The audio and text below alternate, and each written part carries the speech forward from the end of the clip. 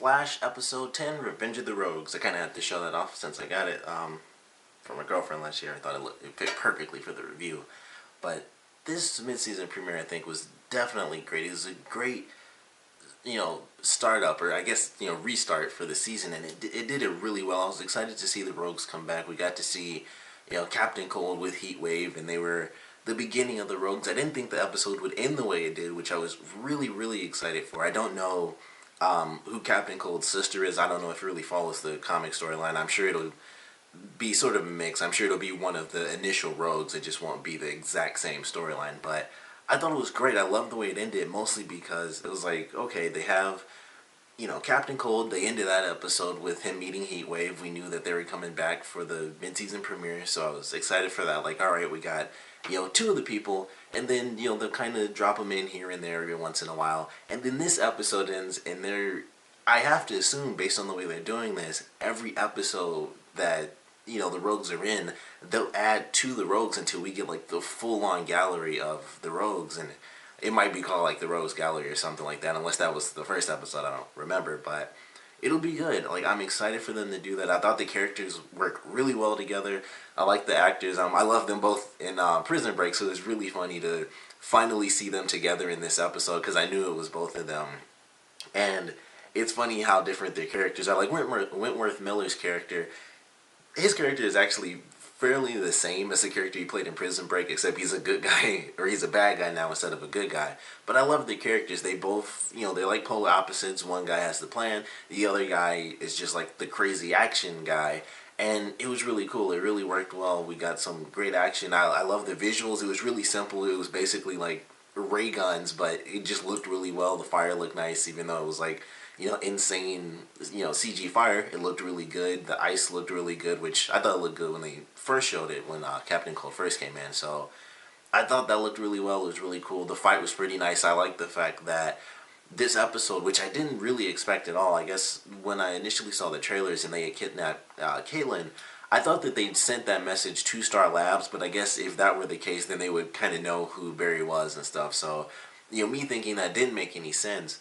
But this episode led to something I wasn't even remotely thinking because, like I said, I thought the video was sent to Star Labs and stuff like that, which is really dumb. But it led to the entire city, possibly the world, because, it's superhero stuff. So it led to people knowing who the Flash is and that the Flash seriously does exist.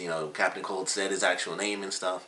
And that's really cool. That introduces a lot of great elements, and I'm sure maybe not too soon, but we'll get to see those elements pour over, of course, into Arrow, and they'll, have certain characters mentioned, like, the Flash and stuff, like, they're superheroes all over the place, and they'll probably do that with, like, Ray Palmer and stuff, who'll be like, haven't you heard about the Flash? He's, like super speed, why can't I just make a suit, and stuff like that, I'm sure.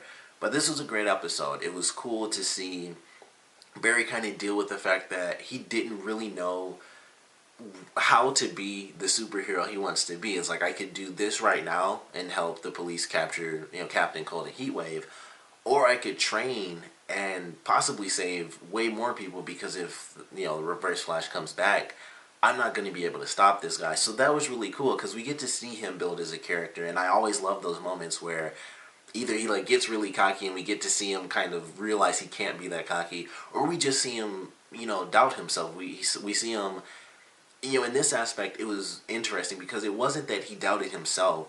It was just that he can't do everything. So he didn't know exactly which way was the right way to do it. And it was like, I want to beat this guy. And there was a lot fueling that. Of course, this is the person that killed his mother.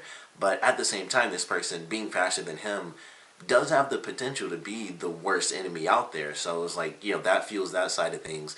But you have the much more immediate threat of Captain Cold and Heatwave. So it was really cool to see him balance that, where his doubt didn't really come from him not being able to use his power.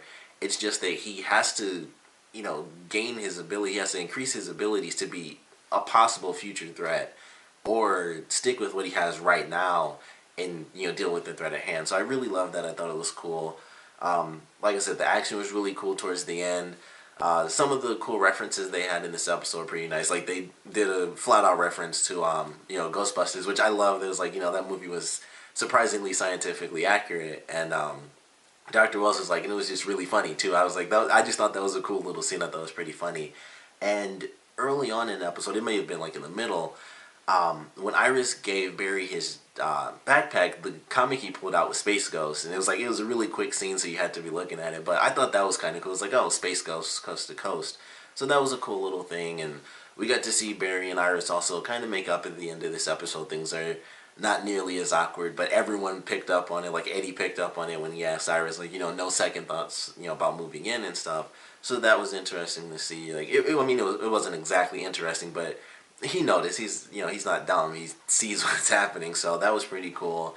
And Barry kind of moves in to take Iris's place so that Joe kind of won't be alone. And plus, Barry lives in a crappy apartment, which I didn't realize until this episode when they were talking about Iris constantly, moving out of the house. It was the first time it even made me think, like, where does he live? Like, we've never seen his house. Like, when I think about it, it seems like he lives at Star Labs, but I knew that wasn't right. And I was like, I never thought about that in any of the other episodes before. Like, they just never mentioned anything that triggered that. Like, oh, he has to get a change of clothes or whatever. And so he goes there, and I think we may have seen it one time, but I could be wrong about that. Like, I'm pretty sure we actually never saw it before. So I thought that was actually kind of funny. The episode where Iris is moving, it was like, where does he live? And then it's like, my apartment sucks, I can move in here. And then it's just like, oh, now he lives there. So it kind of works with the story, and also it kind of brings up the fact that we never see where he lives. And obviously, based on the ending of this episode, he had nothing in his house anyway. He had like a garbage bag and one suitcase and one jacket on, and he was like, all right, I'm moved in. So it was kind of funny to see that happen too. It was like they sort of shoehorned it in, but at the same time, it was just like his random apartment anyway. It didn't really matter. So it was kind of a funny way for them to just like get that, I can't even call it a storyline, like that tiny little plot device in and out in like a millisecond. Really, it's just like, all right, I'm done with like this tiny little bit of stuff. So I thought that was kind of funny. It was a cool little thing. Barry increasing his powers at the beginning was definitely really cool. We got to see him use that a little bit in this episode, and also kind of do the opposite at the end when he had to slow down to actually get them to shoot their guns at each other, which was really cool because he had to take all of that damage and then shoot out of the way and knock his enemies out, which was really cool. I love the explosion effect they did. They had some good shots there, and you could see them both. Like Wentworth Miller was like in the far shot, and I wish I could think Dominic Purcell, he was like close up to the screen and stuff, so you could see both of them flying away. And it was like really serious. They were, probably their stunt doubles flying away. But that looked really cool, and we got the cool scene with Barry in the beginning when he like grabbed the missile and stuff. That was really cool. And I love Dr. Wells in the beginning when Barry was standing still, and they're like, what's he doing? And he had to lean up and like put his foot on the ground. Like, I gotta run in and save this guy, otherwise he won't be Flash long enough for me to become the first Reverse Flash or whatever he ends up becoming in this universe. So I love that. It was like I gotta get out of this chair real quick to save him because he doesn't know what he's doing. So that was a funny little scene to me, like just the expression he was making, like I don't know what to do. I gotta save his life, or it's gonna kind of mess up the future.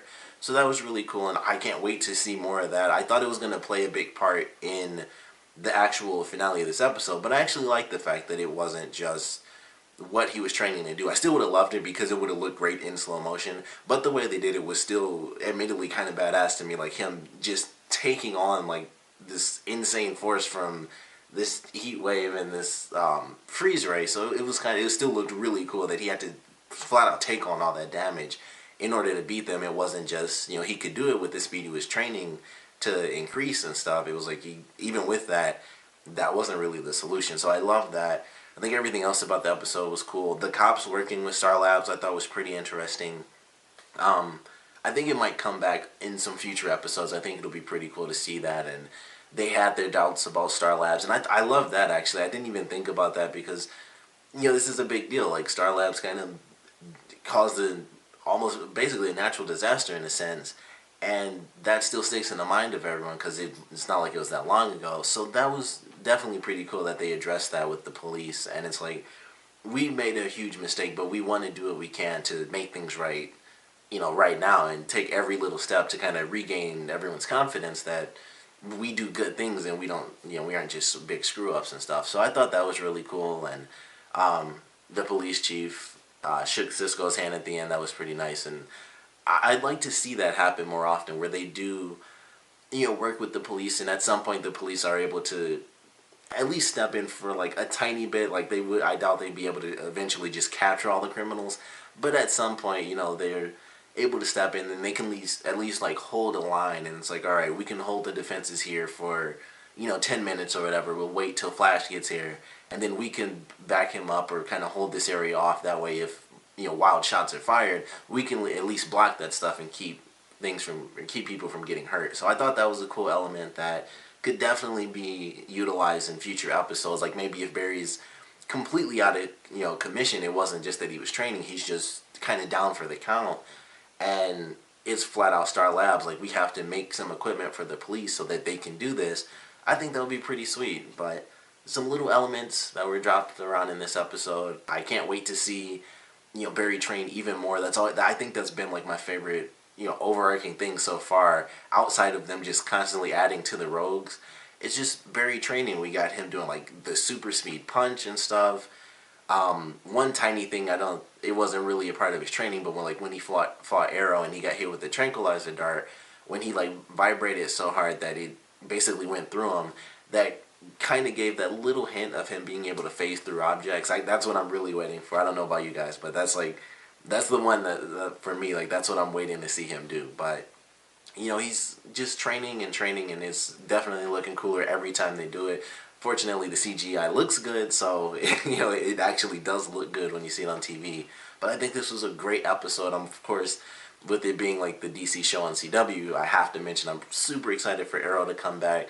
The preview, I know some people may not be too happy about like seeing Laurel as Black Canary and stuff.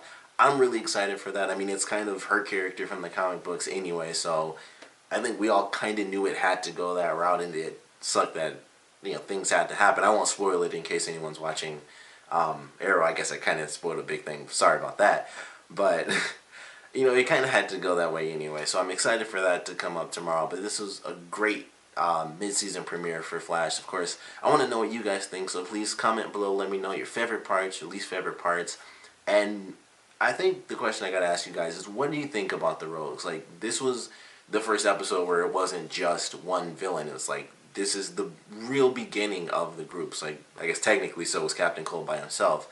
But we got to see two people working together. They added in Captain Cold's sister, who could be any of the other Rogues. They could easily, like, swap a character's gender or something. They probably won't. I don't think they've done that yet so far with any of the characters, but they can kind of do whatever they want. So what do you guys think of the Rogues so far, and who do you want the sister character to be? Like, if it is a female character, then you can probably tell who it is already, but if they did do a switch or something, or if you could just replace that character, which Rogue would you replace them with? And like I said, what do you guys think of the Rogues? Because I like them so far. I think they've been pretty cool.